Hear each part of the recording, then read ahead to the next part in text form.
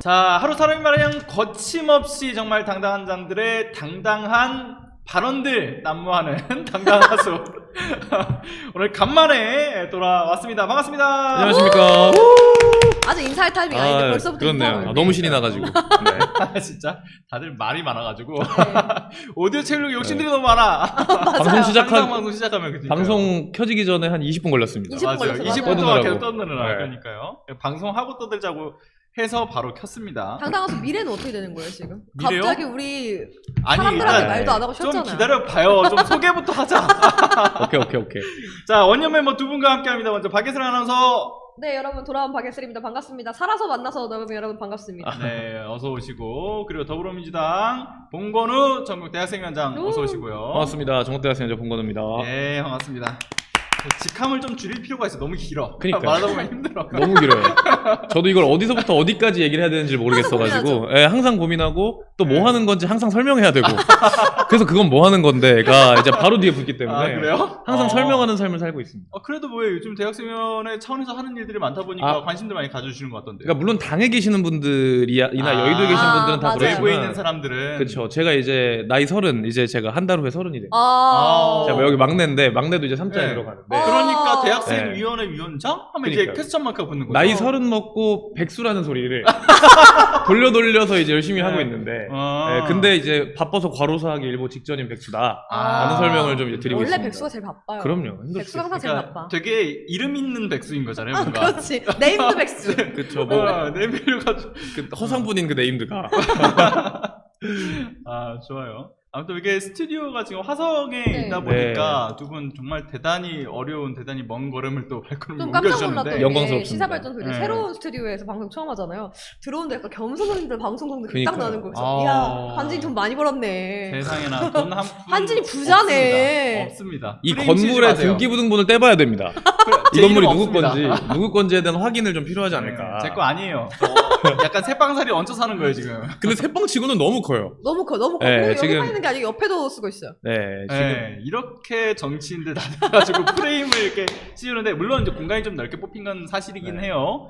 근데 이제 화성이라는 특수성도 있고, 또 이제 또 도와주시는 분들의 또 특수성도 그렇죠. 있기 때문에, 얹혀 살기는 좀 큰 방이긴 하죠. 정말 쾌적하고 너무 좋은 환경에서 이제 방송을 할 수 있게 돼서 네. 제가 오늘 당당해서 첫 방송이라 지금 오랜만에 배지랑 양복까지 딱 입고 아, 왔는데 기가 막히는. 이제 그게 아깝지 않을 정도로 이야. 아. 네, 정말 너무 초대해 그래서 주셔서 사실 감사합니다. 이게 새로운 곳에서 해야 된다라는 거에 있어서 좀 단합이 돼가지고 오늘 이렇게 이 자리에 모여주셨는데, 네. 일단 아마 일회성이 되지 않을까. 다들 너무 멀어. 아니 가끔 해요. 한 달, 한 달에 한 번. 일주일에 한 번은 솔직히 조금 왜냐면 이게 그렇죠, 보니까 그렇죠. 하루를 통으로 비워야 되더라고요.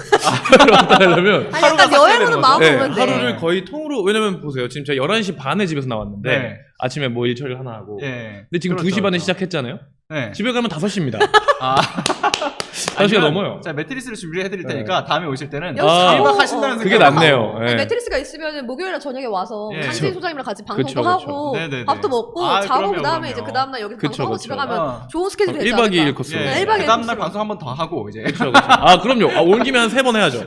좋죠. 네. 예, 온 김에 뽕을 뽑자라는 네. 마인드로. 아, 좋습니다. 아무튼 그 좀 이렇게 좀 수사하게 이야기를 하고 있는데, 저 이제 아까 전에 예슬님이 시작하기 전에 정말 죽다 살아났다 이런 얘기를 네. 했잖아요. 근데 모르는 분들도 굉장히 많더라고. 진짜 죽다 살아났잖아요. 진짜 죽다 살아났어요. 좀 진짜로. 아시는 분들 아시겠지만 우리 한 소장님은 또 아시잖아요. 네. 제가 이제 사실 그날 민주당 서울시당 방송이 있어서 여의도에 왔다 여의도에서 쓰러져가지고 아, 의식이 거의 없는 상황에서 이렇게 동공도 반응이 없었어요. 아 사지마비가 그것까지 못 와서 들었네. 뭐 진짜 거의 뭐 식물인간 될 뻔했다고. 식물인간 될 뻔한 어. 상황이었어요. 사실 그러다가 이제 좀 우연치 않게 빨리 좀 발견이 돼서 우리 안진걸 TV 통대 PD님과 아. 또 임재선 PD님이 빨리 발견해 주셔서 예. 또 응급실에 계속 뺑뺑이 사실 돌다가 한 그죠. 두 군데를 거절당했다가 마지막에 이제 영등포 병원에 음. 우연치 않게 가게 돼서 빠른 좀 대처가 있었기 때문에 정말 마비도 천만 없이 다행인 거죠. 또 네. 깨어날 수 있었습니다. 정말 깜짝 놀랐습니다. 다음 날인가 우리 방송이 잡혀 있었잖아요. 맞아요, 맞아요. 맞아요. 금박한 얼마 멀지 않은 시간에 방송이 잡혀 있었는데 맞아요. 사실 갑자기 이제 이런 일이 생겼다고 해서 사실 그때 몰랐죠. 이렇게 2달씩 쉴 줄은. 근데 이게 원래 예슬 앵커님은 지금도 뭐 MTV나 이런 데 다 나가고 계시고 하지만 저희도 뭐 이제 사무실 네. 이곳 이전 문제 이런 것들을 그렇죠. 다 엮여서 조금 오랜만에 인사를 드리게 된 네. 것 같긴 한데요. 그래서 좋습니다. 아무튼 살아남은 것도 그리고 또 당상 하숙 역시도 살아남았다. 당장 하숙도 살아남았다. 다 같이 살아남은 거죠. 게다가 12.3 1주년을 아, 맞이하지 맞아요. 않았습니까? 모든 국민들이 또 살아난 우리 날이 우리 이틀 이틀 이 전. 자리를 빌어서 다시 한번 국민들께 그럼요. 감사의 박수 한번. 박수. 자, 모두가 살아난 아 맞아요. 예슬 앵커님도 살아나고 당당하숙도 살아나고 그렇죠. 국민들도 살아난. 제가 봤을 때는 박예슬 아나운서 같은 경우는 좀 이제 건강 관리 좀 취엄시험 할 필요는 있겠다라는 맞아요. 생각 좀 들긴 해요. 좀 이제 좀 천천히 항상 하면서 저 네. 영혼을 갈아 넣다시피 물론 이 3인방이 누구 하나 제대로 맞아요. 쉬면서 하는 사람들은 아니긴 해. 다 그러니까 영혼 몸을 갈아 사리지 넣는데, 않아. 예, 그래도 좀 몸을 어느 정도 사리니까 이 두 사람은 멀쩡하게 저는 건강합니다. 쓰러지지 않는 거란 말이에요. 저는 하루 휴일을 정해놨거든요. 예, 아, 그날은 좋아. 무슨 일이 있어도 휴일이 굳이 언제예요? 일부러 물어보는 거 같아. 그날 부르시려고요? 언제입니까? 매주 물어보는 것 같아. 어떤 요일이 있습니다. 주말은 그래요? 보통 더 바쁘기 때문에. 맞아요. 아, 이거 평일날 알아내려면 매일 근데 전화해야겠구나. 진짜 한 소장님도 그렇고 네. 봉건우 위원장도 그렇고 진짜 계엄 이후에 또 대선 치르면서 한 번도 우리가 모셨잖아요. 그 데미지가 다 남아 있었던 것 같아요. 아, 그래서 그쵸. 이제 9월달에 약간 음. 긴장이 풀리면서 그죠. 몸이 확 오는 것 같아요. 그래서 음. 여러분도 건강 관리 진짜 유의하시고 예. 무조건 달리시면 안 됩니다. 좀 자신을 위한 네. 휴식의 시간도 가지시면서 맞습니다. 건강 관리 꼭 하시길 바랍니다. 예, 모두 건강을 잘 하시길 네. 바라고. 그리고 지금 뭐 하루쯤 쉰다라고는 얘기했지만 봉건우 위원장 같은 경우는 요즘에 또 주가가 좀 팍팍 오르더라고요. 제가요? 아니 여기저기서 지금 뭐 봉건우 위원장 관련된 기사글도 좀 자주 이야. 봤었고. 감사합니다. 예, 이번에 뭐 TF도 하지 않아요? 예, 요새는 원래 이제 정년연장 TF라는 아. 곳으로 합류를 했었는데요. 이제 당내 입법 TF였는데, 그 정년연장 특위로 이제 승격을 하면서 특위 활동을 지금 하고 있고, 연내 정년연장을 노사 간의 협의를 통해서 이제 네. 입법을 하는 걸 목표로 하고 있고, 그 안에 또 이제 청년 TF라고 해서, 어쨌든 이제 정년연장의 어떤 효과로 이제 어쨌든 청년 고용이 축소될 거다라는 그렇죠. 어떤 불안감이 우려들이 있죠. 있는 것도 그렇죠. 사실이잖아요. 이제 그 우려들을 조금 해소하고 또 이제 뭐 사실 불안이라는 거는 저는 이게 실체가 있는 거라고 생각을 하거든요.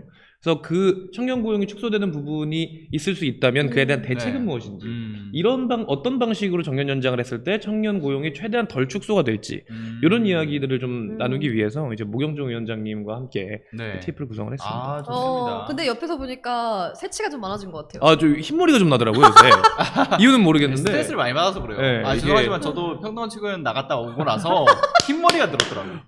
성당원 진심으로. 최고위원 될 뻔한 한진희 강렬하게 소장님은 전사한. 예. 아니 근데 아, 솔직히 요즘에 돌아다니는 곳마다 자꾸 그걸 물어보는 근데 거예요. 그걸 아직도 물어봐요? 아직도 왜들 그러는 거야 도대체. 저 아. 심지어 이번에 그 시민대행진 나갔을 때 다들 만났던 괜찮으시냐고? 의원님들하고 또 이제 당원분들이 네. 다 하나같이 어떡해요 하면서 손 잡는 거야. 아니 한 아니 3개월 왜들 그러는 거예요. 그만하세요 그만하세요 좀. 근데 이제 네. 또 사람의 운이라는 게 또 이제 네. 제한돼 있고 한정돼 있는 부분들도 분명히 있기 때문에 당신이 제일 나빠요 지금. 그런 말 하는 거잖아. 왜냐면 평당원 지금 평당원 면전에서 최고위원 조롱하는 거 아닙니까? 제도 정치인의 길로는 살짝 지금 당장은 조금 멀어졌지만 이제 네. 겸공과 같은 이제 스튜디오를 얻어서 이제 엄청난 인플루언서를 성장할 지금 기반을 또 막지 않았습니까? 이건 명백한 조롱입니다. 그럴 리가요. 저는 이제 아까 흔히 말하는 돌려가게. 아까 안 계실 때 얘기했습니다. 경공처럼 성장하면 우리도 좀 얹혀가자. 우리 얹혀가려고. 그래요. 스튜디오를 보고 희망을 얻었어. 근데 중요한 건 이 중에서 주가가 제일 많이 오르고 있기 때문에 저는 아니요. 개인적으로 여기에 얹혀가야겠다는 생각을 좀 하고 있거든요. 네. 화성을 자주 와야겠군요. 제 휴일은 반나절 매주 화요일입니다. 좋습니다. 저녁에 학교를 가는 걸 제외하고는. 네. 제가 이걸 쇼츠로 만들어서 이제 맞춰내 놓으려고요. 화요일만 뭐가 자꾸 들어오는 거 아닌가요? 그럴 수도 있어요. 자, 아무튼 그럼 본격적으로 좀 이슈로 넘어가서 네. 이제 진짜 좀 우리가 제대로 이야기를 좀 나눠보자고요. 자, 그냥 어제 보니까 올 겨울 첫눈이었잖아요. 첫눈이었죠. 어제 거의 재앙이었죠. 첫눈. 진짜 저녁에 좋아요. 와. 첫눈인데 갑자기 이제 기습적인 굉장히 많이 쏟아졌던 폭설 때문에 단시간에 쏟아졌어요. 그러니까요. 맞아요. 다들 진짜 오도 가도 못하는 상황이었고. 그게 특히나 퇴근 시간이었습니다. 맞습니다. 네. 이게 첫눈 온다고 또 해벌레 해져가지고는 또 뭐 이제 여자친구 만나러 간다, 남자친구 만나러 간다 뭐 이런 얘기하면서 돌아다니면 저는 학교에 등교 네. 중이었어요. 대학원 수업이 있었어. 저는 이제 가만 운동하러 안 둡니다. 갔습니다. 네. 운동을 밖에서 하신 건 아닐 거 아니에요. 저 필라테스 하고 있어요. 필라테스. 제가 요즘에 네. 진짜 재활 좀 열심히 신경 쓰느라고 계속 그러다가 뭐 운동하고 있어요. 갇혀 있거나 그러신 건 아니죠? 네, 갇혀있진 그럼요. 않았습니다. 근데 이제 진짜 너무 놀랐던 게 눈이 오면서 전 천둥이 치는 건 처음 봤거든요. 아 맞아요, 맞아요. 진짜로. 아니 천둥이 깜짝 치더라고요. 놀랐어요. 저는 그게 잘못 들은 줄 알았습니다. 뭐 공사를 어디서 하나? 그러니까요. 이런 생각을 했는데 천둥을 치면서 눈이 와서 12.3의 하늘도 노한 아, 그런 그런 깊은 뜻이. 그럼요. 야, 이제 암흑을- 멘트 뭐야? 암흑을 이제 이제 흰 좀 주가가 올라서 그래. 그래요. 자신감이 좀 넘칩니다. 원래 이제 암흑이었던 걸 이제 흰 눈이 이제 좀 네. 이제 밝은 세상에 밝은 다시 세상. 왔다는 걸 아. 의미하기 희망을 위해서. 보여주는 거야? 그쵸. 밝은 세상에 왔다는 걸 보여주면서 내란 세력을 내쫓으려고 예. 아, 천둥까지 쳐주시는. 이런 그래요. 정치적 메시지를 가지고 있어야 되나 봐. 근데 이거를 또 프레임을 씌우면 아니 그 폭설로 인해서 정말 수많은 사람들이 피해를 고통을 당했는데. 받았는데 예. 이걸 이렇게 긍정적으로 메시지를 내는 게 맞습니까? 어제 김민석 총리께서 네. 폭설에 의한 피해가 없을 수 있도록 만전을 다하라는 이제 지시를 예, 하셨기 때문에 그렇죠. 전 대한민국의 이재명 정부 행정력을 믿고 있습니다. 아 좋습니다. 근데 어쨌든 간에 우리가 폭설 얘기를 하면 결국 이제 수도권에서의 문제들이 이게 지적될 수밖에 없는 부분들이 있는 맞습니다. 거잖아요. 특히나 어제 폭설 제대로 된 대비가 전혀 이제 서울시 차원에서 이루어지지 않았기 않았다. 때문에 오세훈에 대한 지적들 굉장히 많이 많이 쏟아지고 나오고 있어요. 있죠. 추미애 의원도 오늘 밝혔죠. 하남, 맞아요. 여의도에서 하남까지 5시간이 걸렸다. 그렇죠. 아, 맞아요. 여의도에서 하남까지 5시간이 네. 걸렸다라는 이야기를 하는데 그게 단지 정치인의 메시지뿐만 아니라 실제 시민들도 이렇게 그럼요. 문제를 지적하고 나선 거죠. 염화칼슘도 준비 안 한 서울시. 안 했다. 시민들 한강버스 타란 말이냐. 저 한경버스가 너무 웃겼어요. 네. 근데 이게 네. 어쨌든 이제 어제 저도 이제 딱 그 시간대에 딱 마침 밖에 네. 있었거든요. 근데 이게 진짜 이래도 되나 싶을 정도로 눈이 많이 오고 또 어제 날씨가 추웠지 않습니까? 그렇죠. 그래서 바닥이 얼었어요. 도로 같은 경우에 결빙도 굉장히 그렇죠. 심각했던 상황이었는데 염화칼슘 같은 것도 제대로 준비가 안 돼 있었던 그 상황이 서울시 행정력을 보여주는 극단적인 사례가 아닐까 싶기도 하고 맞아요. 그리고 무엇보다도 사실 굉장히 어두운 밤에 퇴근 시간대 그렇죠. 눈이 엄청나게 내렸는데 그때 눈이 내릴 거라는 어제 눈이 내릴 거라는 건 우리도 다 알고 있었던 그렇죠. 아니, 사실인데 기상청에서 예고돼 이미 있어요, 예비를 사안이에요. 네, 준비했었단 엄청난 말이죠. 폭설이 내린다는 걸 예보를 했음에도 불구하고 서울시에서 아무 대처를 안 한 모습. 그런데도 불구하고 사실 이 워딩상 기습적인 폭설이라고 기습 요거를 이야기하는 것도 사실 이 본질을 좀 흐리려고 하는 그렇죠. 건 아닌가? 라는 라는 생각이 생각이 들 좀 들긴 수밖에 하더라고요. 없죠. 그래서 저는 이런 생각해요. 오세훈 서울시장이 진짜 한강버스를 시민들을 태우기 위해서 네. 제대로 작업을 일부러 설마 그렇게까지는 안 했겠지. 아, 안 했겠지만 네. 그런 의심까지 들더라고요. 아, 그 진짜 근데 의아할 수 없는 게 이게 단순히 어떤 전체적 프레임이 아니라 경찰 측 관계자가 그런 얘기를 했다는 거 아니에요. 염화칼슘 준비 안 돼 있더라. 그렇죠. 뿌릴 게 없다. 아니 겨울에 되면 당연히 모든 지자체가 염화칼슘을 준비하잖아요. 그쵸. 그러니까요. 도로가 결빙되지 않도록 하기 위해서 그게 행정의 역할이잖아요. 당연합니다. 맞아요. 그러기 그런데 위해서 시장이 존재하는 건데. 그렇게 존재해야 될 시장인데 지금 시장이 국내에 없죠. 그렇죠. 베트남으로 출장 가 있죠. 맞아요. 이 시점에 해외 출장을 갔는데 그럼 출장 가기 전에 대비를 다 하고 하고 갔어야 가야지. 되는 거 아니에요? 맞아요. 안 해요.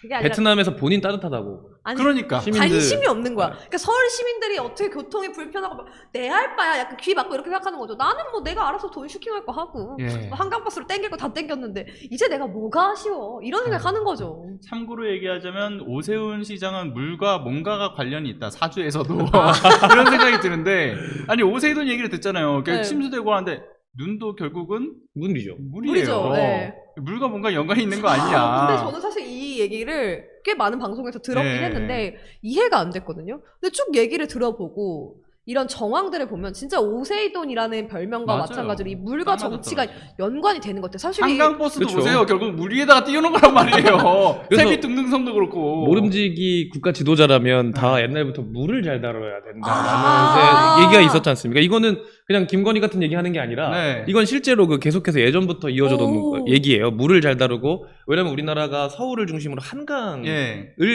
통해서 발전을 한 나라이기 그렇죠. 때문에 물을 잘 다뤄야지 대한민국의 지도자가 될 수 있다라고 하는데 오세도는 이제 0점이다. 아.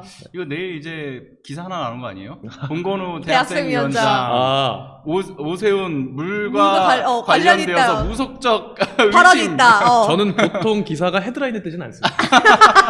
기사 제목에 제 이름이 뜨진 않아요. 아직. 예, 아, 그런 그래요? 날이 오는 날까지 예. 화이팅. 목용종 치면 봉건우 같이 나옵니다. 아. 요 정도입니다. 아직. 아 근데 봉건우 검색하면 나오긴 하더라고요. 기사들이 요즘 잘 그러니까 나와요. 요새 제목만이 아니라 내용까지 해주니까 나오는 거죠. 그러니까. 가끔 나옵니다. 그래요. 근데 지금 어쨌든 간에 이 시민들 사이에서는 어제자 이제 그 폭설에 대한 대책이 마련되지 않으니까 진짜 이거 뭐 한강버스 타라고 저러는 거냐라고는 그렇죠. 얘기가 나온 건 앞서 얘기를 했지만 그런데 그러면 진짜 한강버스가 지금 어떻게 돌아가고 있는지가 너무 궁금하잖아요. 맞습니다. 그래서 어제자 한강버스 이런 상태였습니다. 이런 것까지 준비했습니까? 예, 운항 운항이 중단이 됐어요. 그러니까요. 예, 이거 보면은 결국은 그거에 폭솔로 운항을 안 한 것도 안 한 건데, 이거 뭐야 이거? 예. 여러분 예, 양해 클릭 부탁드립니다. 미스. 뭐 하여튼 어제 안 했다. 네. 네. 아니 폭솔로 운항 안에 뭐 심지어 비 오면 비 온다고 멈춰. 바닥에 걸려서 하네. 바람 많이 분다고 또 운항 안에 바닥에 걸려서 멈춰. 계속 뭔가 이렇게 또 전기 문제로 또 멈춰. 뭐 사고로 멈춰. 어쩌자는 거예요 도대체? 그러니까요. 이 한강버스를 가지고서. 아니 근데 진짜 이게 문제가 정말 큰 게 만약에 어제 같은 날 지난번에 바닥에 걸려가지고 배가 그렇죠. 중간에 멈춰서 이제 다 구조를 했던 날이 있었지 않습니까? 그렇죠. 한참 동안 추위에 떨던 시민들이. 근데 이런 날에 그런 행정력을 가지고 배 띄웠다가 그런 날에 한강 위에서 이렇게 돼버리면 정말 그건 아찔한 상황이거든요. 그렇죠. 사실 노약자 맞아요. 같은 경우는 그런 추위나 그런 폭설을 견디기 어려운 분들도 그럼요. 있는데 저체온증이 올 수도 있고 그럼요. 위험합니다. 맞습니다. 제가 근데 그 이미지를 생각해보니까 깜빡했네. 일단 이거는 제가 뭐 나중에 편집 형태로 해서 하나 띄우는 걸로 어떤 하고. 건가요? 한번 네, 되게 알려주세요. 궁금한데요. 네. 아니 그러니까 이번에 보면 결국은 이제 오세훈 시정에서의 문제가 지금 불거지고 있는 그렇죠. 건데 어떻게든 이 윤어게인 극우 집단은 이걸 이제 이재명 정부의 문제라고 실책으로 좀 어떻게든 엮으려고 되도 않는 주장들 이번에도 지금 쏟아내고 있잖아요. 근데 그렇게 쏟아내면서 이야기하는 것 중에 정말 황당한 게 뭐였냐면 네. 이건 약간 지능 이슈 문제입니다. 능동인가요? 지능 이슈예요. 아 제빙은 물을 얼려서 얼려서 얼음을- 얼음을 저 만드는 이거 봤어요. 건데 트위터에 폭설의 올렸던 제빙 작업이 말이 되냐? 지금 이런 식의 이야기를 지금 꺼내들고 있다라는 게 너무 황당한 거 아니야? 그러니까 지금 이런 얘기가 나오니까 어떤 얘기까지 나오냐면 그럼 니네들은 제습기하고 가습기도 구분이 안 되니? 이런 얘기까지 나오는 거예요. 아니 진짜 그런 거 아닙니까? 아니 왜냐면 진짜 뭐 제습기도 지금 저들의 논리라고 하면 습기를 만드는 장치인 거 아니에요. 그리고 제빙, 제설에 사용되는 제라고 하는 게 뭐 지을제가 아니라 이제 털제라고 해서 그렇죠. 그걸 이제 없애는 없애는 거에 대한 거죠. 거인 건데. 되게 똑똑해 보였습니다. 그렇죠. 네. 너무 똑똑했는데 근데 네. 이거 되게 상식적인 거라서 제가 방금 앞서서 지능 이슈를 얘기했는데 바로 그 얘기를 하면 한자가 들어가니까. 네. 그렇죠, 그렇죠. 근데 게다가 기사에서도 보게 되면 제설이랑 같이 이제 사용을 해서 제빙 제설이라고 적었단 말이에요. 기본적으로 제설 이야기는 많이 들어봤을 테니까 그렇죠. 제빙이 따라오면 뭐 같은 의미로서 사용이 되나 보통 보다. 그렇죠. 눈을 치우는 거니까 당연한 얼음을 흐름인 치우겠다. 거잖아요. 이렇게 잘 몰라도 생각하죠. 대충 그렇게 네. 생각할 거예요. 그렇죠. 어감이 그렇잖아. 맞아요. 어휘나. 근데 제가 봤을 때 이걸 어떤 식으로 그럼 저들이 해석을 저렇게 내놓을 수밖에 없었는가라는 걸 제가 너무 궁금하잖아요. 그렇죠. 왜 저렇게까지 네. 하지? 저 입장으로 고민을 막 해보다가 저들의 시선에 맞춰보려고 노력을 하면서 일단 제빙이라는 오. 단어 자체를 모를 거다. 아. 그럼 뭘 먼저 하겠어요? 검색을 할 거 아니에요. 그렇죠. 그렇죠. 그래서 제가 검색을 해봤어. 제빙 쳤어. 네. 제빙 치자마자 제일 먼저 나오는 게 뭔지 아십니까? 일단 제빙기가 먼저 나와요. 그러니까 그렇네요. 제빙기를 보자마자 제빙기 렌탈. 이거 얼음을 만드는 거네. 그렇지. 이렇게 라고 생각하는 생각할 거지. 수밖에 없는 거잖아요. 제빙 그러면- 아이스 메이킹이라고 나와 그래. 있습니다. 사전에. 그렇게 나오잖아요. 근데 여기서 멈추지 않고 전 조금만 더 내려봤습니다. 스크롤 쭉 내려보니까 제빙이라는 그 이제 사전적 언어가 언어, 나와요. 네. 거기서 뭐라고 나오냐? 마찬가지로 이제 얼음을 만듦이라고 나와 있어요. 네. 그러니까 쭉 나오는 게 물을 얼려서 얼음을 만듦. 만듦. 그러면 이거 보자마자 딱 느끼는 게 뭐겠어요? 이거네. 이 그죠. 미친 정부가 폭설이 왔는데 국민들을 사지로 내몰겠다고 얼음 만들려고. 얼음판을 만들어서 그래서 미끄러뜨리려고 했구나.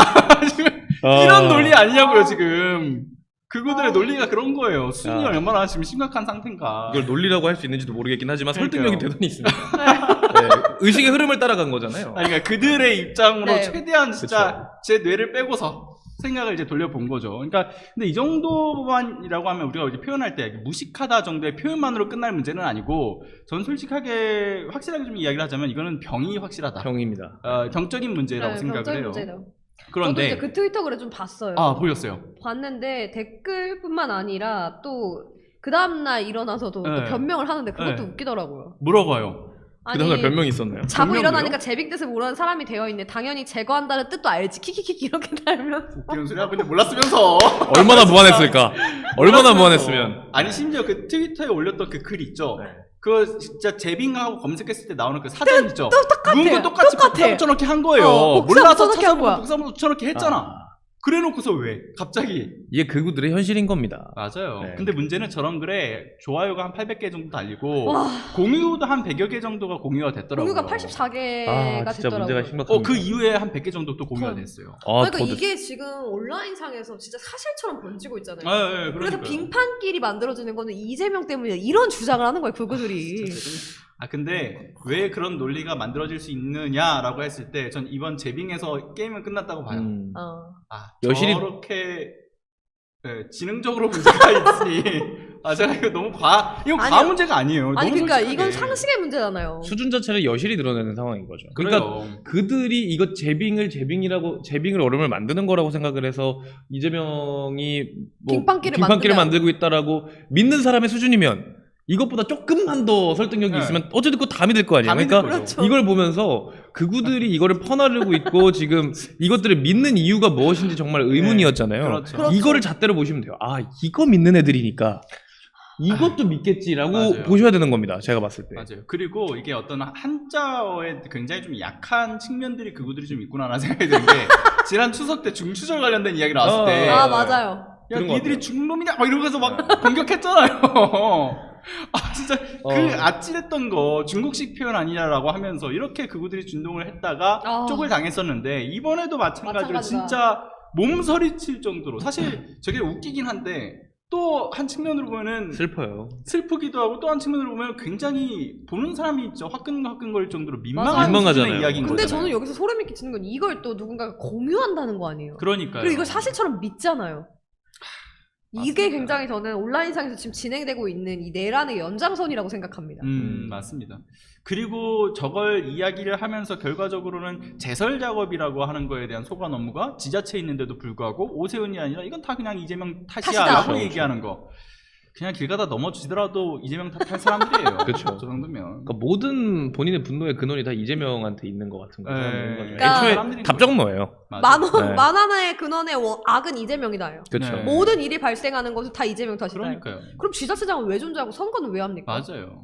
그러니까 되다는 소리를 하는 거죠. 그러니까 저들의 문논리의 주장은 변함이 없이 없다. 계속될 거라고 보여지고 그리고 항상 이상한 소리 할 때마다 우리는 재빙과 제설. 중추절을 꺼내들면 된다. 그렇죠. 그런 생각이 들어요. 어차피 얘기 들을 필요 없다. 이 수준의 사람들. 이 그렇죠. 수준이다. 요거를 사실 하는 게 맞아요. 그걸 얘기하는 게 또 정답이지 않을까. 네, 아무튼 그렇게 생각이 듭니다. 네.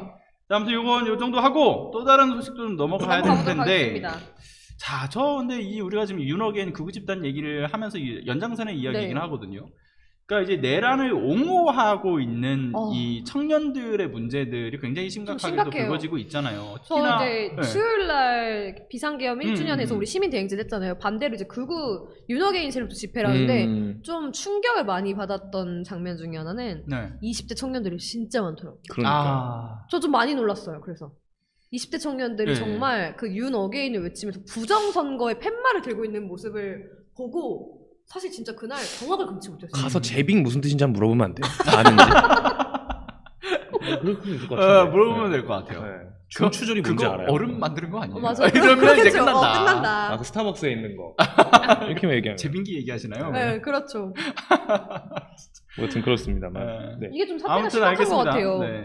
그러니까 이제 내란을 옹호하는 학생 중에서 특히나 이제 충북대 총학생 회장으로 이번에 당선이 된 사람이 있다라는 얘기가 이번에 나왔는데 중요한 거는 득표율도 63% 굉장히 압도적인 수치로 이제 당선이 됐다라는 거에 있어서 정말 충격을 금치 못하는 부분이었어요. 근데 이걸 보니까 당선된 그 학생의 내란 옹호 활동에 대해서 모르고 뽑았다라는 네. 학생들도 좀 꽤 있는 네. 모양이더라고요. 알면은 뭐 뽑지 않았을 거다라는 이야기들도 하는데 사실 이게 공론화가 안 될 수 있었던 측면들이잖아요. 왜냐하면 사실 그렇죠. 총학생회 회장의 이 선거와 관련해서는 일반 사람들이 관심을 둘 만한 사안은 아니죠. 근데 이거를 이제 MBC가 아마 단독으로 네, 한 보도했죠. 것으로 알고 있는데 그걸 통해서 사실상 파묘를 했다, 아. 적절했다라고 봐요.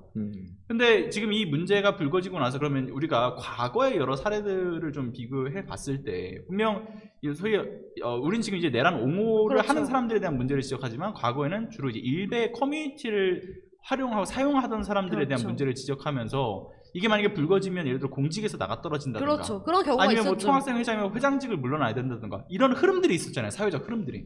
근데 이번에는 과연 이 내란 옹호를 했던 활동의 이력이 있는데 저 사람이 스스로 물러날 것이냐라고 두고 봤을 때는 안 할 가능성이 높다라는 이야기들이 좀 나오는 것 같더라고요. 어떻게 생각하세요, 봉 위원장님? 그러니까 일단은 사실 되게 당혹스러웠고 그리고 충북대에 계신 분들한테도 한번 물어봤어요. 몇 분한테 여쭤봤는데 이것도 또 어찌 보면은 더 다른 이야기 연장선상인 게 있는 게 이미 그 충북대학교에 있는 에브리타임이라는 어플리케이션 커뮤니티에는 네. 어느 정도 그런 얘기들이 다 돌았다고 있었구나. 합니다. 돌았는데 네, 알고 돌았다고 있었네요. 하고 어느 정도 이슈가 될 만했다라는 수준의 무언가라고 하는데 결과론적으로는 그 에브리타임에서는 사람들이 다 알고 있는 줄 알았는데 결국 투표용지를 까보니까 사람들이 다 모르고 몰랐다. 뽑았던 거 아니에요? 그러니까 일단 첫 번째로 여기서 지적하고 싶은 거는 우리가 항상 이야기하는 준천지, 펨코 이 사람들이 얼마만큼 큰 영향력을 대한민국에 미치고 있다 뭐 이런 얘기 하지만 한 줌이다. 그 한 줌이라는 것이 결국 충북대학교에서 드러났다라는 게 첫 번째 역설적인 생각이 네. 들고요. 일단 두 번째로는 많은 분들이 모르고 이제 투표를 했다라고 하지만서도 어쨌든 꽤 많은 사람들이 이제 많은 분들의 표를 받고 이제 이 사람이 당선이 된 거잖아요.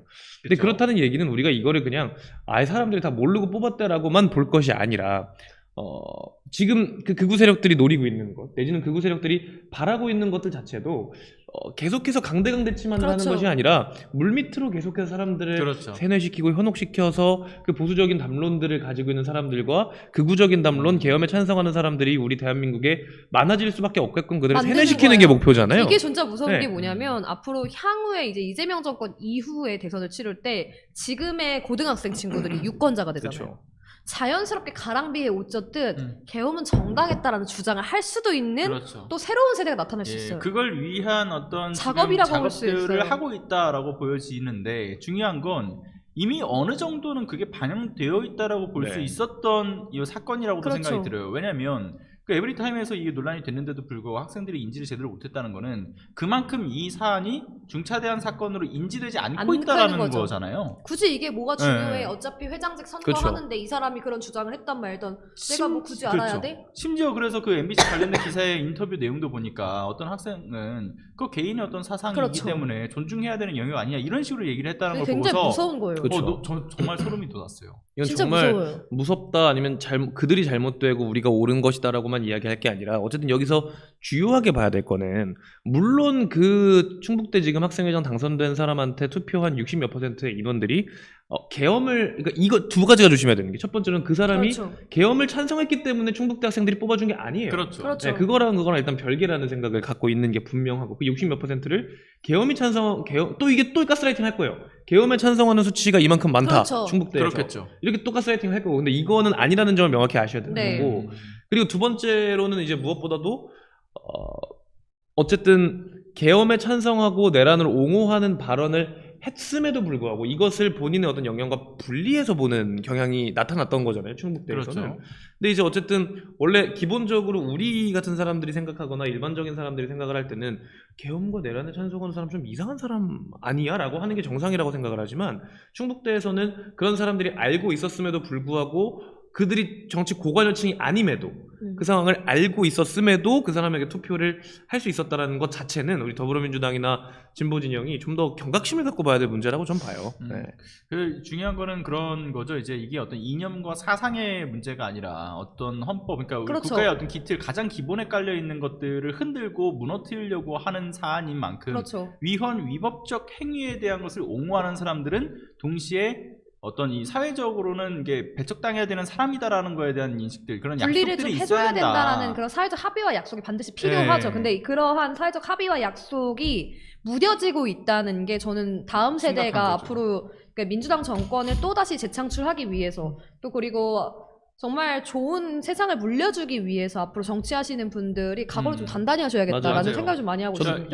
여러모로 분리하려고 하는 시도들이 계속 이뤄지고 있잖아요. 네. 뭐 방금 봉건우 위원장께서 말씀하신 것처럼 총학생 회장은 회장이고 그 어떤 그의 사상은 사상대로 이렇게 분리를 해야 된다고 보는 그런 형태나 아니면 이게 위헌 위법적인 행위인데도 불구하고 이걸 표현의 자유의 형태로 해서 영역으로, 분리해서 네. 보는 형태라든가. 근데 앞서 계속 얘기를 드리는 거지만 이거는 위헌 위법적인 행위의 표현의 자유라고 하는 것은 애초에 성립될 수 없는 그렇죠. 논거잖아요. 그러니까 이런 것들을 잘 좀 부실 필요가 있고 말씀하신 것처럼 그게 민주당 차원에서나 아니면 뭐 이게 사실 이 시민 단체 차원에서도 뭔가 이런 부분들에 있어가지고 정확한 어떤 합의와 약속을 만들어내는 노력들이 좀 필요해 보인다 생각이 좀 심각하게 받아들여야 될 것 같아요. 진짜 심각한 것 같아요. 네, 어쨌든 네, 앞으로의 이제 선거가 또 치러질 상황에서 새로운 유권자들이 가지고 있는 생각에서 이미 계엄과 내란, 위헌과 위법, 헌정 질서를 위배하는 게 뭐 그럴 수도 있지. 정당했어라는 게 사회적 인식이 돼버리면 그때부터는 무질서가 정말 우리 사회 그렇죠. 곳곳에 퍼질 수밖에 없다고 생각합니다. 저는 계속적으로 좀 말씀을 드리고 있는 부분이 뭐냐면 지난번에 제가 모두 발언으로도 발언을 했던 적이 있는데 오늘날의 40대, 50대는 압도적인 지지율을 바탕으로 이재명 대통령을 탄생시켰지만 그렇죠. 지금 20대, 30대, 특히 20대, 30대보다 20대와 10대가 더 심하거든요. 그렇죠. 이제 20대 남성의 지지율을 보면 거의 민주당이나 이재명 대통령에 대한 지지율을 보면 거의 TK랑 비슷하더라고요. 네, 정말 이 정도로 지금 이것들을 그들은 잘못됐고 걔들이 이상하고 우리가 옳아라고만 할 것이 아니라 어쨌든 40대, 50대 정치인분들이 지금 국회에서 열심히 정치를 하고 계실 때에는 이제 그들 세대가 든든한 지원군이 됐지만 우리가 만약에 정치를 할 그렇죠. 본격적으로 정치를 할 세대에는 우리 세대가 우리에게 가장 큰 비토를 놓는 세대가 될지도 모르거든요. 맞아요. 네, 그래서 그게 단순히 위험해요. 이것을 뭐 극우들과 싸우고 뭐 극우들을 뭐 같이 조롱하고 하는 것도 물론 속 시원할 수 있지만 이것을 단순히 그렇게만 보고 할 것이 아니라 당 차원에서 아니면은 이제 우리 민주 진영 차원에서 계속해서 대안을 모색하는 그렇죠. 준비들을 좀 해야 된다고 생각합니다. 어떻게 앞으로 마련해 나갈 네. 것인지 또 어떻게 대화와 타협을 통해서 그들이 네. 가지고 있는 생각에서 우리가 다른 점은 무엇인지에 그렇죠. 대해서 합의점을 찾아가는 반드시 노력들이 좀 필요할 네. 것 같다는 네. 생각은 저도 합니다. 중요한 거는 이런 노력들이 필요하다는 목소리가 뭐 어제 오늘의 이야기가 아니라 사실 몇 년 전부터 그렇죠. 계속 논의가 되어 왔던 거고 사실은 노무현 정부 때부터도 이야기가 거론되어 왔던 건데도 불구하고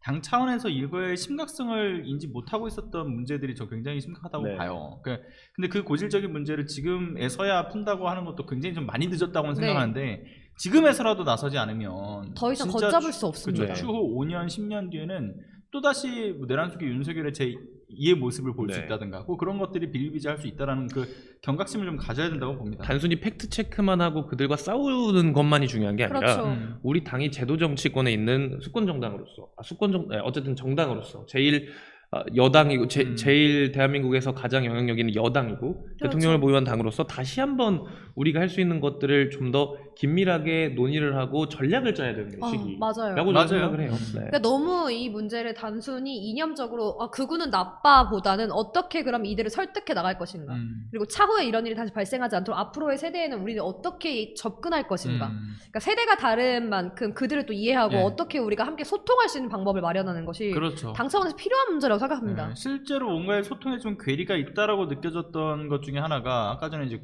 봉건우 위원장도 이제 저희 방송 준비하는 과정에서 기사 이렇게 보내줬잖아요. 네. 근데 기사 딱 받았을 때 대학가의 움직임에서도 전 그게 좀 보였던 측면들이 있다고 봐요. 예를 들면 박근혜 탄핵 정국 때 당시에는 자 너도 나도 할 거 없이 그렇죠. 총학생회에서 다 같이 다 나와가지고 나왔었어요. 시국선언하고 네. 했었는데 이번 이 불법 비상계엄 그러니까 내란이 훨씬 일어난 심각한 이후에는 상황이죠. 그쵸. 위헌이고 위법인데요. 훨씬 더 네. 심각한 상황이고 심지어 내란 외환에 대한 이야기까지 나오는 상황들 속에서도 그럼에도 불구하고 시국선언을 하는 총학생회의 수가 현격히 좀 줄어든 모습들을 보면서 야 이걸 뭐 또 일면에서는 그렇게 생각할 수도 있죠. 이게 극우에 잠식된 거 아니냐 대학가가 이런 생각도 나올 수 있는 거고 또 한 측면에서는 방금 봉건우 위원장이 얘기한 것처럼 시대적으로 이 청년들과의 어떤 언어적 소통의 그렇죠. 장벽이라든가 이런 것들이 좀 정치권에서도 충분한 노력들이 필요한 것들이 이루어지지 않았기 때문에 생겼던 문제라는 어떤 측면에서의 이야기도 될 수도 있을 것 같고 그러니까 이런 것들을 좀 긴밀히 좀 풀어나가는 데 있어가지고 특히나 봉건우 위원장 같은 경우는 전국 대학생 위원장이잖아요. 그런 노력들이 네. 좀 필요할 것 같습니다. 열심히 하고 있습니다. 그런 만큼 저 혼자 힘으로는 좀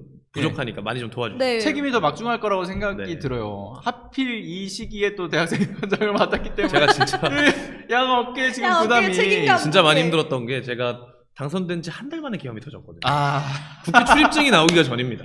예.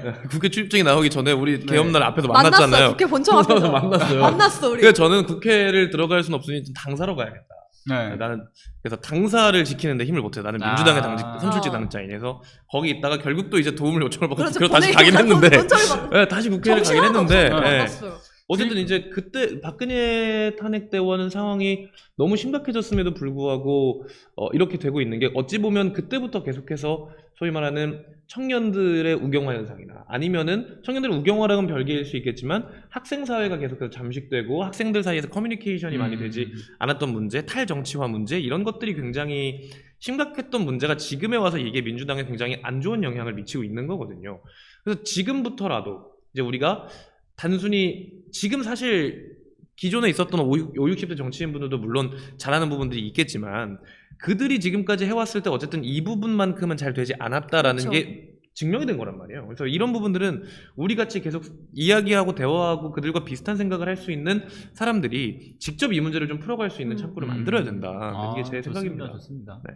그래서 잘 풀어주실 거라고 보고 그리고 이제 내란 이야기 그때 당시에 공무원 위원장의 모습이 아직도 저는 선명하게 기억이 나는데 네. 사람이 점점 가면 갈수록 어두워지더라고요. 맞아. 네. 다크서클이 도대체 이 점점 전국은 어두워져. 언제 끝나는 것인가? 심지어 그때 당시에 그 뒤에 커튼도 굉장히 어두운 어두운 색깔이었는데 심지어 이제 그 아시죠? 눈밑 다크가. 눈하고 이빨만 보이더라고. 감사히도 또 점점 배경이 어두워져가지고. 또 어두워서. 네. 근데 많이 좋아졌어요. 얼굴. 네, 네, 이제 감사합니다. 점점 좀 화색이 네, 도는 것 얼굴이 같아서 좀 더 훨씬 혈색이 아니 이제 생겼습니다. 그때도 사실 한진희 소장님도 그 이 시사발전 채널에서 계속해서 팩트 체크도 하고 네. 계속해서 이제 소위 말하는 극우적 발언들을 하는 사람들을 이거 비속어로 쓰면 안 되니까 이렇게 두들겨 패는 네. 이제 일들을 하고 뚝갑했다. 뚝갑 패는 역할을 하지 네. 않았습니까? 제가 거기서 인사이트를 정말 많이 얻어서 아 그래요? 그냥 회의 들어가기 전에 일단 진이 형 방송 쇼츠 몇 개 보고 들어갔어요. 이런 것들도 많이 했습니다. 네. 저는 제 발언을 옮기면 찍힙니다. 조금 순화해서 했죠. 아 그래요. 좋네요. 아무튼 잘 앞으로도 이제 해결하기 위해서 여러분 노력들을 노력들이 하실 거라고 필요하고 생각하고 또 연대에서 지금 함께 부탁드리고. 해야 되는 그쵸, 문제들도 많을 것 그만큼 같습니다. 또 연대하는 작업들을 많이 하고 있는 걸로 알고 있어요. 뭐 시민단체도 그렇고 또는 이제 방송을 네. 하는 사람들한테도 그렇고 여러모로 협력을 많이 요청하는 걸로 알고 있는데 저는 임기가 정해져 있지만 더불어민주당은 네. 백년정당으로 가야 되기 때문에 야 여기 계신 이렇게 당에 충성하는 네. 이렇게 해야 되나 봐요. 정신 다 됐어. 정신이 다 됐어. 이미 지금 배지 한 3개 단 것 같아요 여기. 형 누님 두 분이 다 키우셨습니다. 감기가 무량합니다. 네. 우리가 잘못했다. 네. 알겠습니다. 자, 아무튼 저희가 이야기를 하는 중에서 특히 대학생, 청년들에 대한 이야기를 좀 하긴 했는데, 네. 근데 이제 거기서 가장 중요한 문제는 사법부에서 내놓는 잘못된 시그널도 분명히 이제 대학가에서의 이런 잘못된 그렇죠. 어떤 생각들을 하게끔 만드는데 굉장히 중요한 역할을 하고 있지 않은가라는 생각도 좀 든단 말이에요. 그래서 사법부에 대한 문제를 좀 지적을 해야 될 것 같아요. 자, 아니, 보시는 것처럼 내란재판부 법외국제 강행 오늘 전국 법원장 대책 논의를 했다라는 내용의 기사가 떴죠? 민주당에서 법 왜곡죄 그리고 공수처법 내란 전담 재판부에 대한 법안을 지금 상정했고 본회의 통과를 좀 앞두고 있는 상황이잖아요. 이런 상황에서 그동안의 사법부의 우리가 행태를 보면 지금까지 뭐 박성재뿐만 아니라 여러 내란 관련 종사자들 영장 다 기각되지 않았습니까? 혐의 부족, 입증하기 어렵다. 사법부가 그러한 불신을 자처해놓고 이제 와서 사법부를 견제하기 위해서 입법부가 입법을 마련하니 갑자기 전국 법원장 회의를 연다? 그래서 이것에 대해서 위헌 논의를 한다? 위법 논의를 한다? 저는 이건 국민들로 하여금 철퇴를 맞을 수 있다고 생각합니다. 그렇죠. 직위원 맞아요. 재판부가 윤석열 풀어주고 그렇죠. 그 내란 수계를 풀어주고 했을 때는 단 한 번도 움직이지 않더니 이제 어쨌든 법관이라는 사람들이 이제 와서야 입법부에 의해서 사법부의 권한을 뺏길 것 같은 상황이 자기들의 기득권을 뺏길 것 같은 상황이 오니까 이제 와서야 움직이는 것 자체도 굉장히 좀 불쾌하다는 맞아요. 생각까지 저는 들고 그리고 13 비상계엄 당시에 조희대 대법원장이 성명 하나를 내지 않았어요. 하나도 안 냈었죠. 침묵하고 있었잖아요. 사실상 그건 내란에 방관하고 있는 거예요, 사법부가. 그렇죠. 그래놓고 이번에 이재명 대통령 만나가지고 계속 뭐 이거 내란 전담 재판부 안 된다 뭐 이런 얘기만 계속하지 않았습니까? 그러니까요. 그러니까 어쨌든 간에 이게 우리가 보면 내란의 어떤 특수성과 헌법의 가치를 좀 굉장히 도외시하고 있는 이런 어떤 네. 지엽적인 그러한 논리라고 생각을 좀 하는 측면들이 있어요. 왜냐하면 사법부가 얘기하고 있는 거에 대한 뭐 법원의 독립성 뭐 이런 얘기를 할 때 네. 있어가지고 헌법 제 104조를 거론을 하잖아요. 그리고 사법권이 침해되고 있다. 네, 침해되고 있다. 근데 이게 일반적인 법관의 임명 절차와 관련된 내용의 규정이기도 하고 또 하나는 내란죄의 특수적 어떤 사건이라고 하는 것을 다루기 위한 그걸 또 전담하기 위한 굉장히 한시적이고 그렇죠. 특별한 이 내란 전담 재판부의 이 규정이 녹아들기에는 좀 어려운 측면들도 분명히 존재한단 말이에요. 왜냐하면 좀 더 본질적으로 이야기를 하자면 내란 전담 재판부 역시도 최종 임명은 결국 대법원장이 합니다. 그렇죠. 근데 104조 헌법상에 규정되어 있는 내용도 결국 이제 뭐 추천은 여기저기서 할지언정 법관에 대한 최종 임명은 네. 대법관이 한다. 대법원장이 한다. 다른 게 없는 거예요. 그러니까 내용에 반하는 게 아니고 절차적 뭐 또는 이제 이런 법적 정당성의 문제에 있어서는 해소되어 있는 거죠. 그러니까 이게 논과 일단 안 맞는 거잖아요. 그리고 그렇죠. 또 하나는 이 어쨌든 간에 우리가 사법부 내부를 넘어서 이제 국민적인 사법부에 대한 불신들이 지금 계속 팽배해지고 있는 불거지고 상황이기 있죠. 때문에 네. 이런 상황들 속에서는 사법부가 선제적으로 이 문제를 이게 더 민주적 절차성을 좀 강화하자라는 측면에서의 지금 법 그렇죠. 아닙니까? 법사위 통과돼서 본회의에 이제 통과되기 이 직전 단계에 있는 건데 그렇다고 하면 사법부가 더 나서서 이거 할 필요가 있다라고 저는 어필할 필요성이 있었다고 봐요. 근데 오히려 본인들이 뭐 독립성을 침해한다는 얘기뿐만 아니라 심지어 뭐 그 위헌이기 때문에 이거 헌재에다가 소송 건다는 그렇죠. 얘기까지 지금 하고 있는 나오고 거잖아요. 있죠. 그러니까 대법원의 중립성을 대법원이 이제 사법권을 보장받아야 한다, 뭐 중립을 지켜야 한다라는 이야기를 조희대 대법원장 입에서 나온다는 것 자체가 굉장히 어처구니 없는 그렇죠. 일이고, 사실 직위원 재판부가 그랬을 때나 아니면 여러 가지 이슈들을 봤을 때 대법원 자체가 중립적이고 독립적이지 않다는 걸 지적하기 위해서, 그리고 이걸 바꿔내기 위해서 이 입법이 있는 것인데, 이게 바로 그들의 어떤 기득권을 옹호하는 논리로 이용되는 것 자체가 저는 말도 안 된다고 저는 개인적으로 생각을 하거든요. 맞습니다. 또 근데- 직위원 재판부에서 직위원 재판관의 술값 이야기도 나오지 않았습니까? 아, 공수처 그렇죠. 수사 중이잖아요. 이 핸드폰 기록도 안 냈죠. 그리고 나서 그 영장도 기각했죠. 오로지 나온 건 택시 관련된 기록만 영장을 발부해줬는데 그걸 가지고 어떻게 입증합니까? 공수처가 그렇죠. 어떻게 수사를 하는 거예요? 맞아요. 그러니까 결국에는 재판부는 완전히 우리는 무결하다. 우리 죄에 대해서는 너희가 심판할 수 없어. 라는 기저에 깔려있는 기득권의 사법 카르텔을 좀 보여주는 게 아닌가 싶습니다. 맞아요. 그런 사법 카르텔을 보여주고 있는 것이 이번에 이제 법원장 회의에서 이제 드러나고 발견된다고 있죠. 생각을 하는데, 그러니까 지금 이들이 뭘 하겠다라는 것이냐, 집단적으로 지금 이 시기에 모여서 얘기한다는 건 결국은 거부 의사를 대외적으로 표명하겠다라는 것을 지금 드러내고 있는 거잖아요. 대단히 좀 정치적인 행위를 강행하겠다라는 거고, 핵심은 그거죠. 이제 내란 연루자들이 어쨌든 지금 재판을 받고 있는 상황이고, 그 국민적 분노 하에서 우리가 신속하게 또 엄중하게 재판을 처리해야 된다라는 목소리들이 지금 계속 올라오고 있는데, 위헌 심판 제청 뭐 그거를 이제 소송을 거는 거에 대한 그렇죠. 거를 불사하겠다라는 이야기를 거론하면서 사실상 재판을 지연하고, 또 덧붙여서 국민의 알 권리라든가 아니면 이제 정의 실현을 방해하는 이런 행위 자체가 결국 조희대의 사법부가 결과적으로는 지금 내란에 부역하고 있다는 것을 증명하고 있는 것인 스스로 거죠. 자초하고 있어요. 네. 근데 저는 앞으로 어떻게 사법부가 이 사법권의 독립성을 확보하기 위해서 국민들을 설득해 나갈 것인가? 그건 그들로부터 이미 자기 내부에서의 성찰을 통해서 나와야 되지 않을까? 정말 저는 이번에 오부 요인 네, 그렇죠. 함께 했던 이재명 대통령의 모습을 보면서 이재명 대통령이 무언가 일하기에 얼마나 힘들까 그렇죠. 라는 생각을 사실 했던 게, 거기에 오부 요인 중에 2명이 조희대 대법원장과 노태학 중앙선거관리위원장, 그렇죠. 이 두 사람이 있었잖아요. 사실 민주 질서를 바로잡고 내란을 온전히 청산해야 된다는 메시지를 대통령께서 12.3 때도 냈었는데, 그렇죠. 이제 그걸 주요하게 수행하기 위해서는 어쨌든 모든 모든 오부 요인들, 우리나라의 대한민국의 중요한 기관들이 다 협력을 해서 내란을 몰아내고 민주 질서를 바로 세워야 하는 이 시점에, 그리고 노태학과 조희대 이 두 사람 때문에 거의 절반 가까이가 지금 그런 거 아니에요? 그렇죠. 절반 가까이가 지금 내란을 옹호하고 있는 사람이나 그렇죠. 다를 바가 없기 때문에 이재명 대통령께서 얼마나 힘들까라는 생각을 사실 해봤습니다. 그래서 대통령께서 야구방망이를 얘기하신 게 아닌가.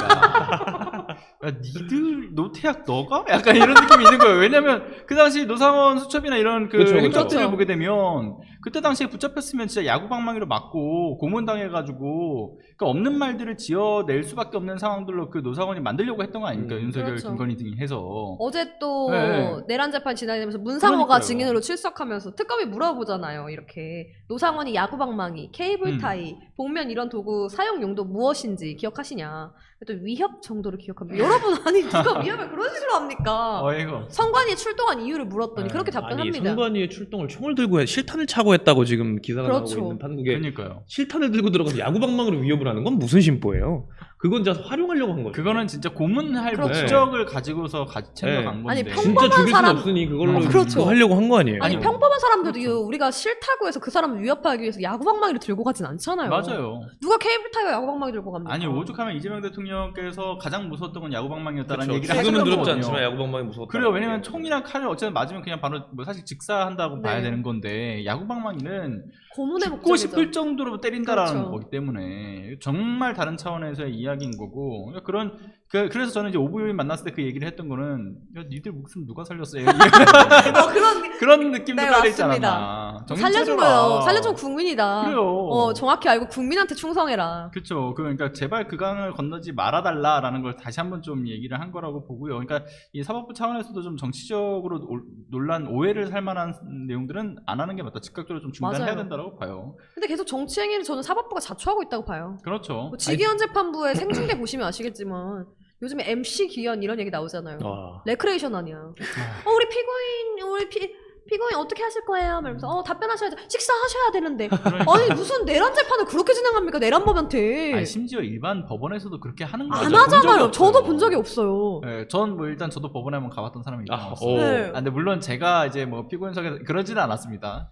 제 관련된 사건이었거든요. 예전에 그 이태원 네, 각시탈 쓰고 뭐 아보카도 올 네. 뿌려가지고 참사를 일으켰다라고 하면서 그 각시탈 쓴 사람이 저라고 이제 네, 맞아요. 극우 유튜버들이 막 난리 쳐가지고 네. 바로 그냥 그 뭐라고 하죠? 소위 아니 고소고발을 하는데 네. 참교육 시전. 네, 참교육 또는 그 뭐라고 하지 않습니까? 금융치료. 금융치료. 금융치료. 네, 금융치료. 금융치료를 들어갔던 건데 그때 참 대단한 친구였어요. 그 친구가 저를 증인으로 부르더라고요. 그 증인석에 서보셨습니까? 아니 네가 내가 걸었는데 날 증인으로 불러?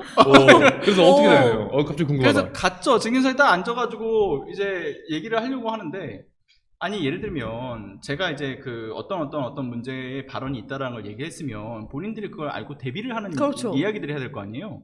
근데 몇 분 몇 초에 뭘 어떻게 했는지에 대한 것들은 아무것도 모르는 거예요. 그래서 제가 이제 그때 뭐 그 저희 재판장한테 몇 분 몇 초에 이런 발언, 몇 분 몇 초에 이런 발언 쭉 다 얘기를 했죠. 아무도 대응 못하고 재판장도 보면서 이건 아닌 것 같은데 그렇죠. 하면서 여기서 근데 그 발언은 그게 아니고 하니까 조용히 하십시오라고 그렇죠. 하더라고요. 보통은 그렇게 하잖아요. 재판을. 굉장히 엄숙한 엄숙하게 분위기에서 이러신다라는 거예요. 근데 제가 나만 이런가 싶어가지고 제가 주변 사람들한테도 물어봤거든요. 재판 또 네. 갔다 온 사람들이 좀 여럿 있어가지고 물어봤는데 다들 난 진짜 저런 직위원회 저런 재판부의 모습을 진짜. 그 어디서도 그러니까요. 듣도 본 보도 적이 못했다. 없었어요.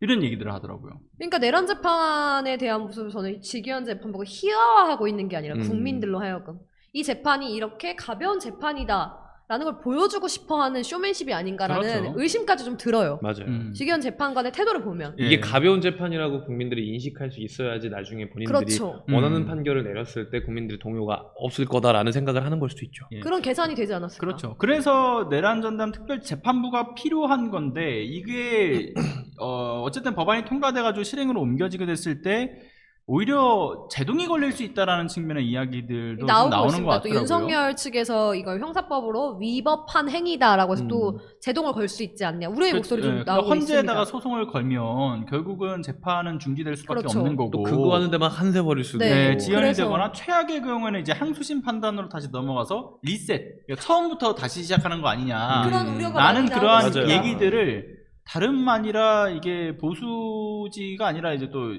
사실상 이제 진보 계열에 가깝다라고 하는 그 언론사에서도 이런 이야기들도 네. 하고 있다라는 이야기들도 나오고 있는 건데 저는 개인적으로 봤을 때 현재 상황이라든가 법률적인 어떤 절차에 대해서 상당히 오해가 좀 깔려 있는 측면에서의 기사들이 좀 나오고 있다라고 봐요. 어떤 왜냐하면 부분이요?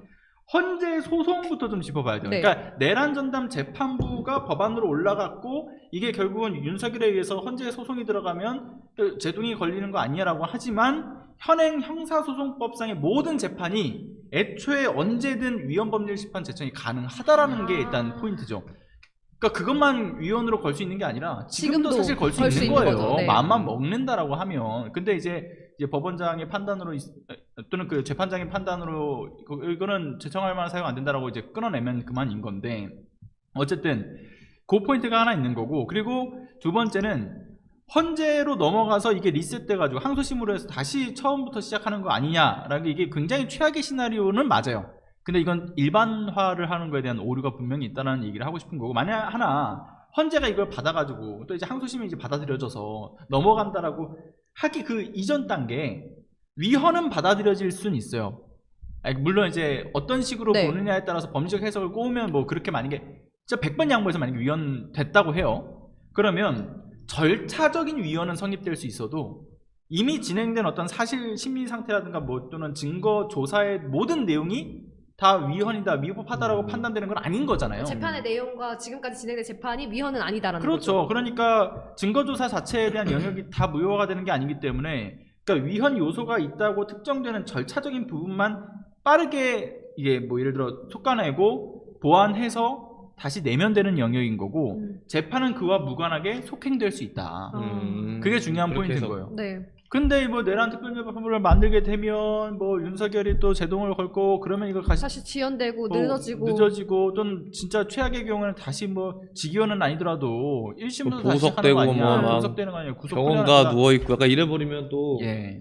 이게 국민들 쭉 뒤집어집니다. 그렇죠. 불안 심리를 또 자극하는 측면이 있는 거고, 내란 특별재판부를 만들어서는 안 된다. 이것도 뭔가에 지금 전략적으로 짬짬이 되어 있는 거 아니냐라는 오해를 부추기려고 하는, 그러니까 내부 전선을 흔들기 위한 어떤 요소가 있다. 좀 그렇게 좀 생각이 들더라고요.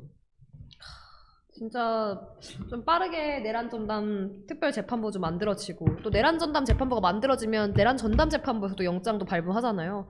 그래서 좀 내란 재판을 빨리 끝냈으면 좋겠다. 근데 진짜 이 얘기가 정말 와닿았던 게 이재명 대통령께서 12월 3일 날 정말 강경한 발언들을 사실 그렇죠. 했단 말이에요. 나치에 준하게 처벌해야 된다. 그렇죠. 약간 이런 얘기를 다 맞는 말인데, 이제 어쨌든 대통령으로서 지금까지 좀 물론 내란 세력과는 전혀 타협하지 않았지만 좀 보수 세력도 끌어안으려고 하는 어떤 타협적인 행보들도 네. 분명히 보였던 게 사실임에도 12월 3일 날 그런 작심 발언들을 지금 했다라는 걸 비춰보면은 6개월 대통령 취임한 지가 이제 6개월 네. 가까이 되고 있고, 또 12.3 계엄이 일어난 지가 이제 1년이 넘어왔는데 아무것도 지금 된 게 없어요, 사실. 그렇죠. 김건희 15년 구형 이거밖에 없습니다. 어떻게 보면.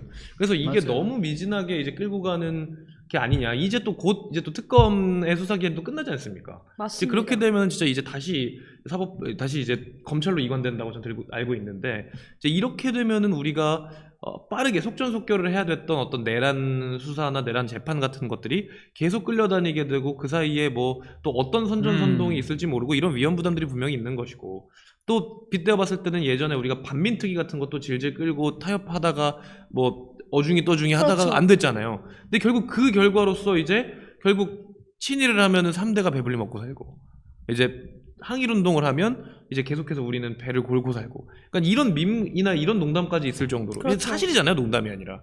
이런 그렇죠. 대한민국의 질서와 대한민국에서 나오는 어떤 국가라는 체제에 대한 메시지가 이렇게 나왔다는 건데, 이제 이것도 그걸 반면교사 삼아서 이렇게 지지부진하게 끌고 할 것이 아니라 좀 더 확실한 어떤 포인트들 잡고 그렇죠. 빠르게 내란을 빠르게 진압할 수 맞아요. 있는 방법을 찾아야 된다. 그 굉장히 중요한 포인트라고 생각하고, 그리고 이제 대통령께서 말씀하신 포용의 가치, 이번에 좀 핵심적으로 잘 좀 현명하게 만들어 놓으셨다고 생각드는 게 뭐였냐면, 그 보수냐 진보냐가 아니라 어쨌든 대통령이라고 하는 그 어떤 직무라고 하는 것은 다 끌어안을 수 있는, 그러니까 국민을 대변하는 자리이기 그렇죠. 때문에 이념 사상이 중요하지 않다라는 그 포용의 가치를 이야기하신 거지만, 사실 이 포용의 가치 안에서 내란, 그러니까 특히 범죄를 저지른 그렇죠. 세력과의 명확한 선을 그으신 거는 그렇죠. 보수 이꼴 내란 동조 세력이라는 이야기가 아니다라는 거를 좀 선명하게 말씀하신 거라고 네. 생각을 해요. 지금은 뭐 보수가 저래서 모양이 뭐 이런 얘기를 하니까 진보 대 보수의 전선으로 만들어지고 네. 있는 건데, 그게 상식과 비상식의 문제죠. 네, 그게 그들이 원하는 측면에서의 그렇죠. 이야기인 거죠.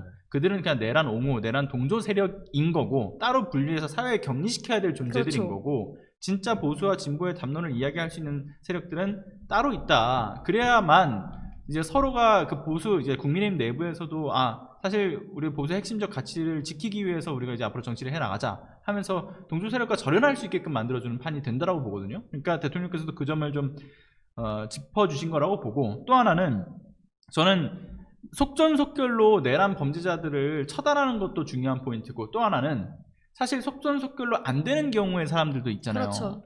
그러니까 이게 뭐 나치범 같은 경우는 90세, 100세라고 하더라도 나이가 들어서도 그 사람의 전범의 행적이 확인되는 순간 재판으로 바로 올려버리잖아요. 재판을 올려요. 네. 그러니까 이 사람들은 걸리지 않은 사람들도 막 벌벌 떨면서 그 재판이 언제 나에게 그렇죠. 돌아올 거라는 생각을 하면서도 벌벌 떤다는 건데, 지금 이 이 내란범들에 있어서는 나는 안 걸렸으니까 조용히 넘어갈 수 있겠지 그렇죠.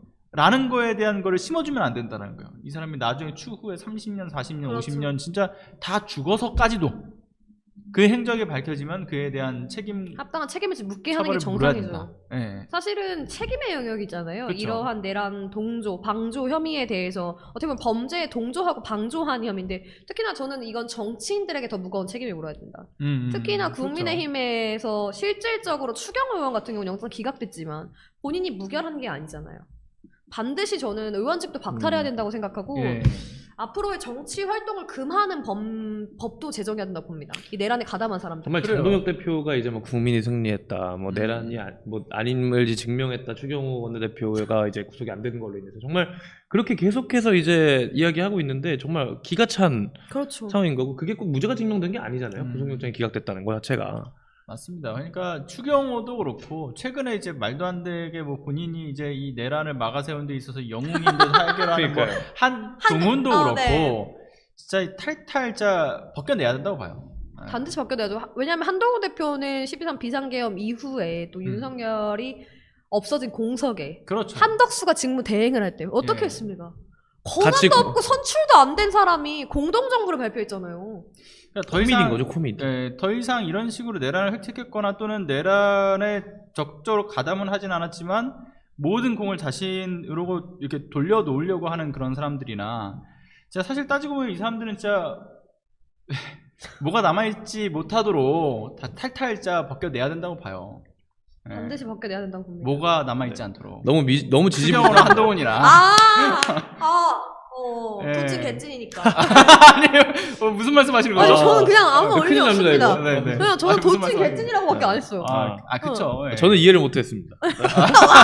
저는 이렇게 모르는 걸로 발언했다고? 하겠습니다. 네, 네. 예, 행동이 그렇게 이제 좀, 근데 이번에 한동훈 그거 보셨어요? 그냥 이제 좀 긴 얘기긴 한데, 이번에 그 12.3, 기자회견. 아니 기자회견 진짜. 말고요, 릴레이 그거 감사 피켓 들고 해가지고, 아. 한동훈에게 감사하는 아니 릴레이 이건 우리가 행사를 아까도 열었잖아요. 얘기했지만 국민이 막은 계엄이죠. 네. 이 국회의원들이 사실 그때 당시에도 기억하시는 분들 많이 계시겠지만 국회에 들어갈 수 있었던 거는 국민들이 그래요. 계엄군을 함께 막아줬기 때문이에요. 맞아요. 한동훈 당시 대표가 이제 국회 본청으로 들어갈 수 있었던 것도 박주민 의원이 그렇죠. 그래요. 들어가자고 해가지고 들어간 거예요. 뭐라도 네. 돼야 돼. 어쨌든 일단은 빨리 대표가 들어와야지 이제 그렇죠. 이 뭔가 빨리 해결이 표결을 할 수가 있으니까. 그러니까 어찌 보면은 살려고 들어간 사람이 그러니까요. 본인 살린 표결권이 것처럼. 있었던 것처럼. 네. 표결권도 없으면서. 네. 살려고 들어갔고 국민들이 막고 있으니까는 거기에 군인들이 못 들어왔던 거지. 그러니까요. 뭐가 없는 사람이 자꾸 뭐가 있는 것처럼. 이러면 안 됩니다. 저는 이해가 잘 안 됩니다. 그러니까 표결권이 아니 없는 사람이 뭐가 아니, 없는데 그래요. 그쵸, 아무 그쵸. 권한도 없잖아요. 없고. 지금도 뭐가 네. 없어요. 네. 그건 모르는 거죠, 그거. 네. 아니 지금 정치 낭인이잖아요. 아, 그쵸. 아, 그렇죠. 왜 이상하게 해석들을 하시는 건지 잘 모르겠지만. 다시 증언대에 설 수도 있어요. 알겠습니다. 네. 요거 마지막으로 좀 이야기해야 될 것 같아요. 저희. 어떤 거요? 아 근데 뭐 시간이 다 됐죠. 이 김건희 씨 얘기를 좀 아, 살짝 김건희. 하자면 간단하게 하고 간단하게 마무리하시죠. 네, 네. 이 전례 없는 김건희용 액자를 만들어서 이건 뭐 1,000만 원에 별도 아, 제작해서 이거. 예산을 진짜 초과해서 사용했다. 근데 이게 중요한 건 윤석열 액자보다 비쌌다. 비쌌다. 그러니까. 이거 그리고 보고 너무 사실은 웃겼어요. 이 대통령에게는 봉황 휘장이 새겨져 있대요. 네. 근데 영부인용 휘장을 다시 만들었어요. 무궁화 휘장을 만들었다고 하더라고요. 야, 저는 이것만 보더라도 얼마나 대통령실에서 실권을 누가 누렸는지가 저는 명확하게 보인다고 생각합니다. 대통령보다 더 좋은 액자의 고가를 사용했다고 해요. 예. 비용을 따로 제작해서 특수제작. 그래서 물론 이제 무궁화라고 하는 거는 이제 우리나라의 어떤 상징성이 있는 꽃이긴 하지만 제가 혹시나 해가지고 무궁화의 꽃말을 좀 찾아봤거든요. 네, 중요한 꽃말 진짜 이런 거 잘하세요. 너무 디테일해요. 아이디어가 브릴리언트. 불멸. 어? 이 내 왕권을 놓지 않고 나는 이제 그렇죠. 계속해서 유지하겠다 이 왕권을. 그러니까 그동안에 대통령실의 배우자가 이제 사진을 인화해서 사용할 때는 똑같이 이제 봉황 휘장을 사용하는 경우가 많았다고 네. 합니다. 대통령과 비슷하게. 그런데 김건희 씨 같은 경우는 자기가 특별 제작을 한 거야. 그쵸. 네, 봉황 그러니까요. 휘장으로 딱. 무궁화 나는 휘장으로. 봉황으로 만족할 수 없어. 그러니까 의미가 윤석열, 있다. 김건희 부부로 묶이지 않겠다. 그렇죠. 나는 예. 김건희다. 독립체랑. 자, 근데 요거가 중요한 건 뭐예요? 이거예요. 김건희 입장에서 보는 이 무궁화의 꽃말과 윤석열 입장에서 보는 꽃말이 다를 수 있습니다. 김건희 뭐죠? 입장에서는 불멸이거든요. 네. 내가 이 왕으로서의 권위를 계속 유지하겠다 이거 측면이 하나 있는 거고 윤석열 입장에서의 꽃말을 보면 영원한 사랑입니다. 이거 보고 했다. 내가 봤을 때 그때 그 사람들이 만든 사람들이 예. 이걸 보고 했네. 그거 보였어요? 일편단심. 이것도 어디 방송에서 그냥 저도 건너들은 건데 네. 그 김건희와 윤석열 두 사람을 모두 변호하는 변호인이 이거 있나 봐요. 들었어. 장르만 여의도에 나왔던 네, 이야기인데. 그래가지고 이제 물어보니까는 이제 이거 뭐 여사한테 전해줄 말이 없느냐라고 이제 그 사람이 물어봤더니 윤석열이 사랑한다고 전해달라고. 아 맞아요. 그 얘기를 했었죠. 했다는 정말 기괴한 아. 기상천외를 넘어서 기괴하더라고요. 기괴합니다. 저게. 네. 진짜 솔직히 이런 말 하기 좀 그런데 범죄를 부부가 저래서 대한민국 국정을 농단하는 걸 넘어서 헌정 질서를 파괴해놓고 그 와중에도 아직도 사랑한다는 말을 전하고 싶을까요? 이쯤 되면 그러니까 이쯤 되면은 정말 기괴한 수준. 비상기염의 진짜 배경에는 그날 명태균이 특검하자고 했던 그 발언이 깔려있지 않았을까라는 의혹을 지울 수가 없는 거죠. 그렇죠, 맞습니다. 너는 아내를 위해 뭐까지 해봤는데? 어, 계엄이지 않습니까? 그렇죠. 나 무궁화 훈장까지 해봤어. 이런 거죠. 아. 아무튼 알겠습니다. 요즘 이제 정리를 해야 될 것 같고요. 어쨌든 이제 당당한 하숙은 사라지지 않습니다. 앞으로도 계속 유지가 될 건데 어떤 형태로 가나요? 어떤 형태로 가는지는 아직 정해지지 않았다는 거. 왜냐하면 화성으로 모이기가 이제 쉽지 않기 때문에 다양한 방식으로 어쨌든 이렇게 두 분과 함께해서 당당한 하숙을 좀 계속 이끌어 나갈 거라는 점은 좀 말씀을 네. 드리면서 뭐 어쨌든 간에 당당한 하숙은 당당한 하숙이고 일단 앞서서는 우리가 두 분의 근황 얘기를 들었지만 앞으로 뭘 할 건지에 대한 것 짧게만 한마디씩 하고 저희 끝내는 걸로 하죠. 열심히 이제 방송하면서 이재명 정부의 네. 성공과 또 이후에 있을 또 민주정권의 재창출까지 또 제가 할 수 있는 작은 역할이라도 하면서 저는 좀 열심히 살아갈 계획입니다. 예, 작은 역할 하면서 쓰러지지 않기. 네. 이게 굉장히 중요한 건강하시길. 과제인 것 같아요. 공그로 위원장은요? 저는 우리 당의 지방선거 필승이 곧 내란을 완전히 종식시킬 수 있는 네. 일이라고 생각하기 때문에 네. 그 필승을 위해서 다시 한번 몸을 갈아넣겠습니다. 어떻게 그 필승을 위해서 몸을 갈아 넣는데 본인도 그 전선에 뛰어듭니까? 저는 뛰어들지는 않습니다. 아, 그래, 저는 이제 많은 당선자와 많은 네네. 꽃들을 위해서 사그라질 하나의 연탄을 와. 씁니다. 네. 이거 되게 찰떡같이 알아듣는 게 뭐냐면 그 전선에 뛰어들 겁니까? 라는 이야기에 있을 때 지방선거 열심히 도와야죠 라고 생각할 수도 있는 영역이잖아요.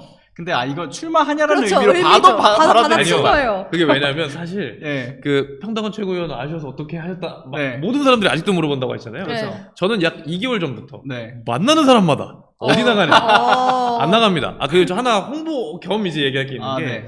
저희 이번 전국대학생위원회에서 그 논평을 정말 사회 이슈나 이제 뭐 교육 이슈 같은 것들을 매일매일 저희 대변인단과 부대변인단 이렇게 야. 공복을 꾸려서 매일매일 올라가고 있는데 그게 이제 당 열심히 공보국 하네. 홈페이지에 올라가요. 모든 것들이. 근데 이제 거기에 전국대학생위원회 거의 한 40%의 지분을 차지하고 있거든요. 이야, 열심히 근데 하네. 한 이제 기자님께서 아니 봉위원장 이번에 선거 나가요? 그러는 거예요.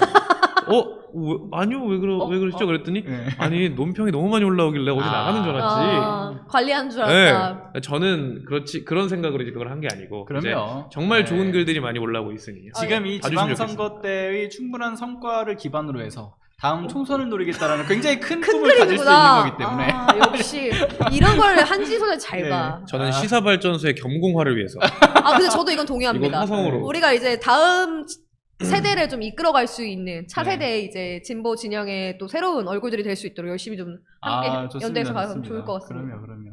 또 봉건호 위원장의 또 배지를 위해서 왜 갑자기 저를 가지고 오늘 이곳 제가 계속 매기는 게 너무 재밌어요. 오늘 이곳 한진희 소장님의 네. 건물에 왔는데 그렇죠. 그거 아세요? 제가 처음에 이게 방송 들어가기 전에 100% 이 두 사람이 저를 먹이기 위해서 노력을 할 거다. 고민을 많이 하셨네요. 그러면 이 시선을 다른 쪽으로 돌려야겠구나. 이렇게 타깃이 나였구나. 이럴 계산이 때 많았구나. 대상이 바로 봉건호 위원장이 됐다. 오늘 마지막까지 이곳 건물을 한 바퀴 저는 카메라 한번 돌려보자 그러려고 그랬어요. 네, 카메라 한번 돌려줘야 된다 이거는. 제 건물이 아닙니다. 네. 저도 제 건물이었으면 좋겠지만 아닙니다. 네. 아쉽습니다. 이 건물을 사는 그날까지. 좋습니다. 네. 네. 이루어지기 힘든 꿈은 꾸지 않는 거라고 들었지만 아무튼 네. 알겠습니다. 오늘도 당당해서 그러면 여기까지 하는 것으로 하고요. 저는 다음 주 방송으로 또 찾아뵙도록 돌아가겠습니다. 하겠습니다. 들어가겠습니다. 감사합니다. 감사합니다.